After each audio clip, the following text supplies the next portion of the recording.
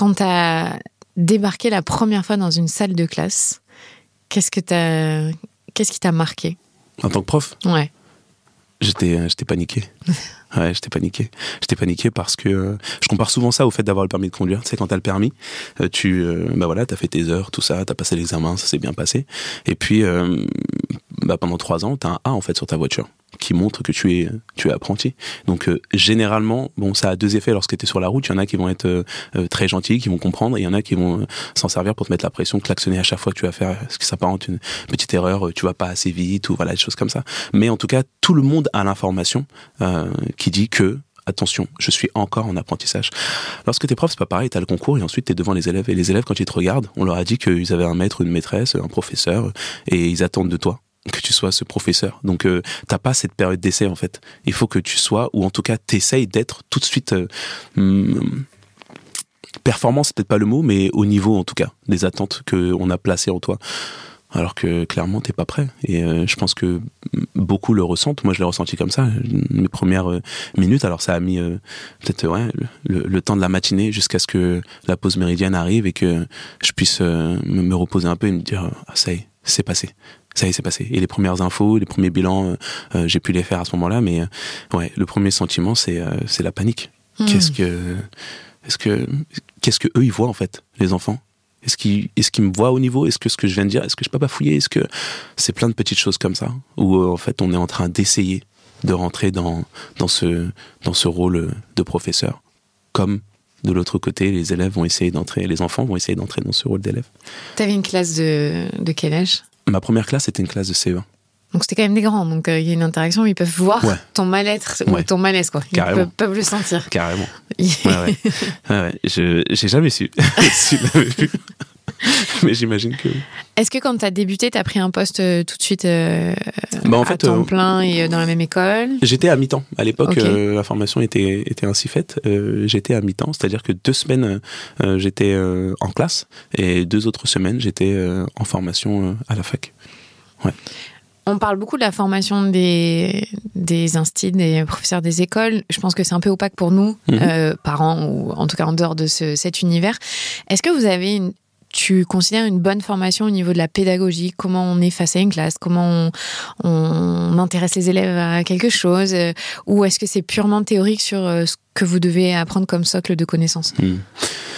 Personnellement, mais je crois que beaucoup de collègues me rejoindront et j'espère que je vais pas vexer les collègues formateurs qui sont dans les INSPE, parce qu'ils font un taf de fou, hein, il faut aussi le dire, ils le font comme ils peuvent. Et moi, je suis ressorti de cette formation avec beaucoup d'éléments théoriques, mais c'est vrai, peu d'éléments pratiques, parce que je pense que c'est extrêmement difficile en fait de se positionner sur ce qui est gestion de classe, par exemple, tu vois, parce que tu ne sais jamais à quoi va ressembler une classe, tu ne sais jamais à quoi va ressembler le climat scolaire dans lequel tu vas arriver, mais de manière générale, je pense que la formation étant scalée, en tout cas à cet instant-là, ou en tout cas moi lorsque j'étais dedans, eh bien avec le recul, il m'a manqué tout un tas de petites astuces pour pouvoir m'installer plus aisément, on va dire, dans ce rôle de prof, parce que c'était très théorique, peut-être parfois un peu trop théorique. Tu sais, on a des situations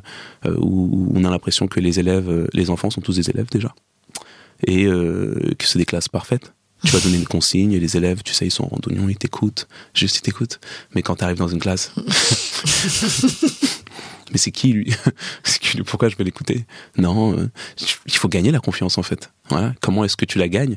Ça, on ne sait pas toujours. Est-ce que c'est un positionnement? Est-ce que c'est un timbre de voix? Est-ce que c'est un regard? Est-ce que toutes des petites choses qui s'apparentent un peu peut-être à un jeu d'acteur? Tu vois? Moi, je trouve que ça nous a peut-être un peu manqué. Alors c'est pas que ça, parce qu'en fait lorsque t'es en classe, même si tu joues beaucoup, même si tu rentres dans un personnage, t'es aussi sincère, parce que c'est une partie de toi-même en réalité. Voilà, tu enseignes des matières scolaires, mais à ta façon. Je sais que pour avoir déjà été en classe avec d'autres collègues, on n'a pas forcément les mêmes manières d'exercer notre métier, quand bien même on essaye de faire apprendre exactement les mêmes notions aux élèves. Par exemple, vous n'avez pas un module genre jeu de rôle dans telle situation? Comment je fais le premier jour de classe? Comment je dois qu'est-ce qui va être mis en place? Comment je me présente?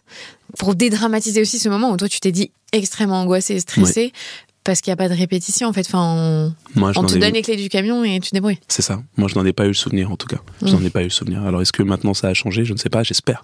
J'espère parce que si j'avais une proposition à faire à tous nos gouvernants qui décident de ces choses-là, ce serait essayer de rendre la formation un tout petit peu plus concrète. Alors oui, évidemment qu'on a besoin de théorie, mais on a besoin de pratique. Et dans les premiers instants, c'est vraiment ça qui nous sauve.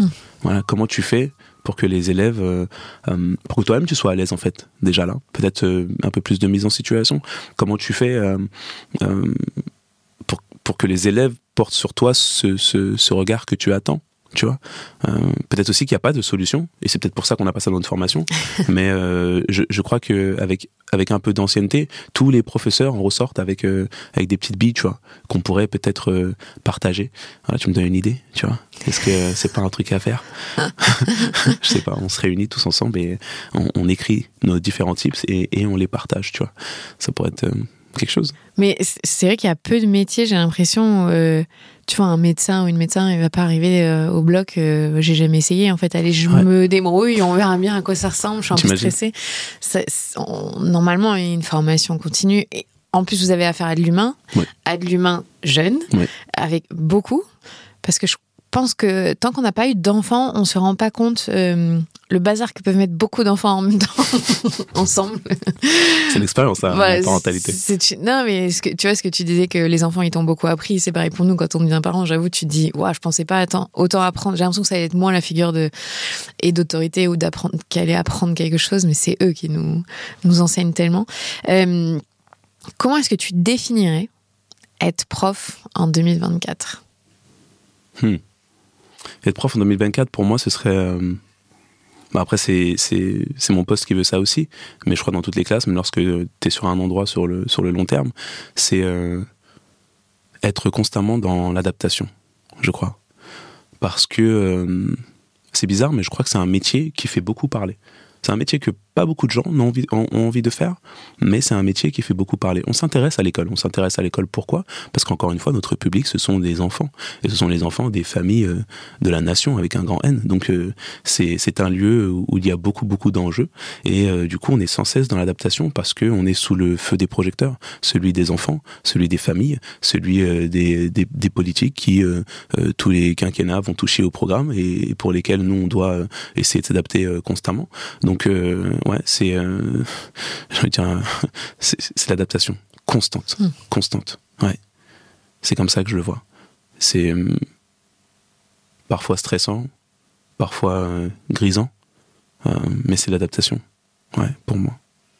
Alors, dans ton parcours, toi, tu as fait un choix un peu différent au fur et à mesure des années. Tu n'as pas voulu prendre un poste à temps plein dans la même école, c'est ça?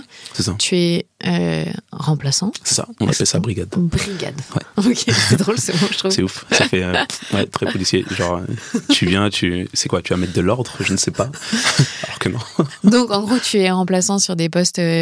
Ça peut être quoi, remplaçant? Les maladies, congé mater, formation, pour le coup, cette année, vraiment. Voilà, mais c'est des remplacements divers et variés. En fait, à chaque fois qu'il y a un enseignant qui est absent, on m'appelle ou on nous appelle, parce que je ne suis pas tout seul, évidemment. Voilà, et on n'est pas assez, clairement. Pour remplacer tous les profs qui manquent à l'appel. Mais ça veut dire qu'on t'appelle un vendredi matin à 7h, faut aller sur ce poste? Ou tu le sais en avance? J'ai de la chance cette année sur le poste que j'occupe d'avoir, généralement pas tout le temps, les nouvelles en avance en fait, 2-3 jours en avance. Mais parce que, comment dire, dans l'éducation nationale, il y a différents types de postes de remplaçants. Et ce luxe que j'ai aujourd'hui, je dis bien c'est un luxe, ne m'a pas été donné pour l'autre poste de remplaçant que j'avais avant. Et pour le coup, on m'appelait le matin pour me dire attention, là aujourd'hui, tu vas dans telle école, tu remplaces sur tel niveau pendant tant de temps. C'est-à-dire que effectivement, tu as l'info à un instant T et 2 secondes avant, tu savais pas en fait où tu étais censé aller.